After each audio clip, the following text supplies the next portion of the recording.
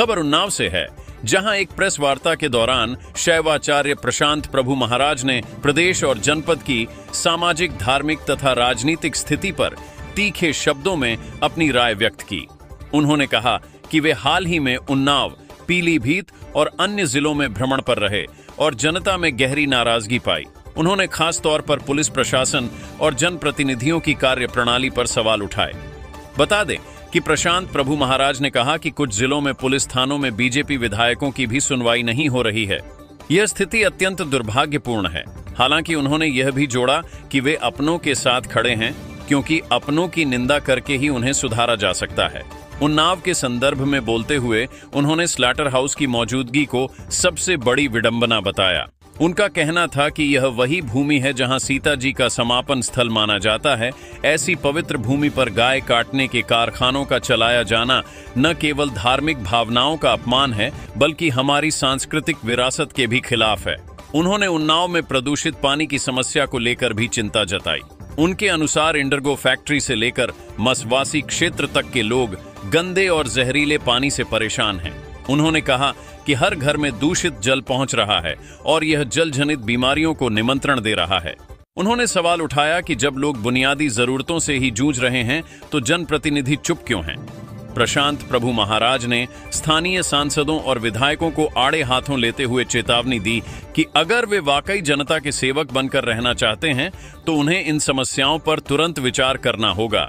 उन्होंने आगाह किया कि अगर यही हाल रहा तो आने वाले चुनावों में लोग नोटा का बटन दबाकर हर हर महादेव का नारा लगा सकते हैं। विशाल श्री शिव महापुराण का 6वां कार्यक्रम आदिगुरु वैदिक सेवा संस्थान गोकुल बाबा मंदिर सेवा समिति के तत्वाधान में या सावन में 14 जुलाई से 25 जुलाई तक निर्बाध रूप से प्रारंभ किया जाएगा और 14 तारीख को बड़े चौराहा हनुमान मंदिर, जो बड़े हनुमान मंदिर हैं, वहां से तिराहे तक माताओं के साथ और पुरुषों के साथ, भाइयों के साथ, सनातन धर्म के अगवा कर नवयुवकों के साथ एक विशाल कलश यात्रा निकाली जाएगी।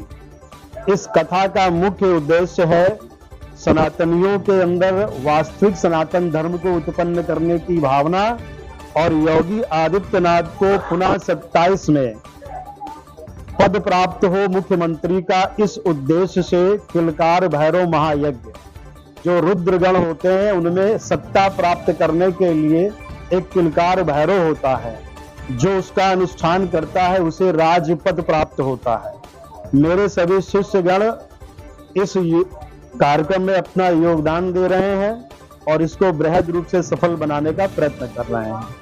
आश्रम में अभी जो यज्ञ चल रहा था वो किस वजह से चल रहा था? अभी 1 माह से, क्योंकि जब यज्ञ होता है तो उतना जाप नहीं हो सकता है, तो अभी 1 माह से आदिगुरु वैदिक सेवा संस्थान में बनारस के आचार्यों के द्वारा निरंतर पाठ चल रहा है। वो सावन तक चलता रहेगा और यज्ञ तक चलता रहेगा, क्योंकि पूजन में किसी प्रकार की त्रुटि ना रह जाए। इस के उन्नाव जनपद ही नहीं, पूरे उत्तर प्रदेश में हम भ्रमण करते हैं। अभी पिछली कथा हमने पीलीभीत में करके आए, वहाँ भी पब्लिक नाराज है, आम जनता नाराज है। क्यों? ये लोग जीतने के बाद घर में बैठ जाते हैं और थाने में बीजेपी के विधायक की नहीं सुनी जा रही है। ये बड़ी दुखद घटना है और योगी जी ऊपर से कोई फरमान जारी करते हैं तो नीचे वो पूरा नहीं होता है।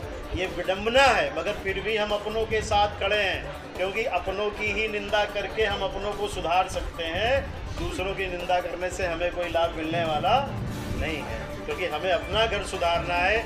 इसलिए हम ये कह रहे हैं कि अभी भी जाग जाओ, अभी भी हिंदुत्व जो जगह था जिस उद्देश्य से, और उन्नाव में सबसे बड़ी विडंबना है गाय की काटने की फैक्ट्री। अब बताइए, उन्नाव जनपद में जहां सीता जी समाहित हुई थी वहां गवर्नमेंट ने गाय काटने के कारखाने खुलवा रखे हैं और हमारी भूमि का पानी खराब हो रहा है कि नहीं हो रहा है? सबके घर के बर्तनों में पानी भर के रखिए।